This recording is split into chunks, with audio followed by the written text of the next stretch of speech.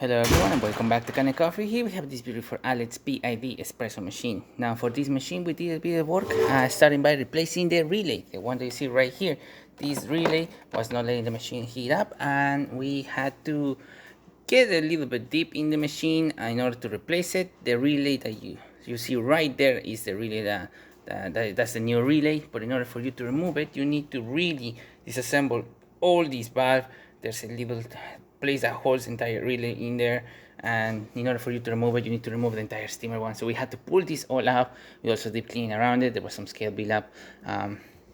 We polished it as well and we removed that, replaced the relay, put it back together.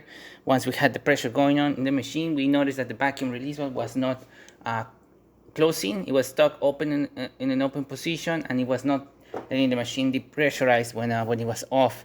So whenever you turn it on, it will just get all the way to here. It will give you fake pressure because it was no way to the pressure to remove the pressure from the machine previously, as the valve was stuck closed. So you had to open the steamer one, remove that pressure, and then do it back again. So we replaced that one and now it's just working the way it's supposed to. This one depressurizes and pressurizes the boiler the way it should be. We also move the water level probe a little bit down into the boiler, as the steamer was very wet. It was overfilling a bit, so we adjusted that as well, make sure there's no leaks or anything like that.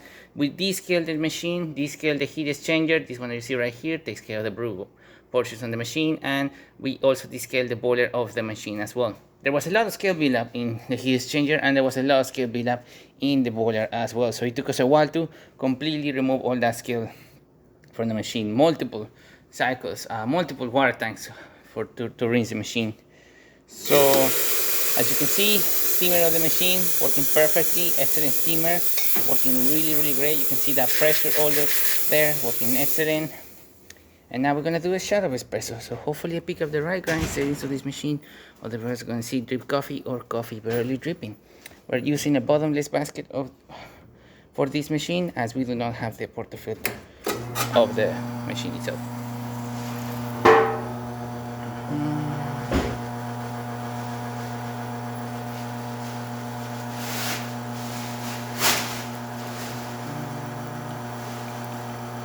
It's a bit more tricky to get that perfect crema coming out of the bottomless filter basket, as you need to really tamper correctly and have the correct grind in there as well.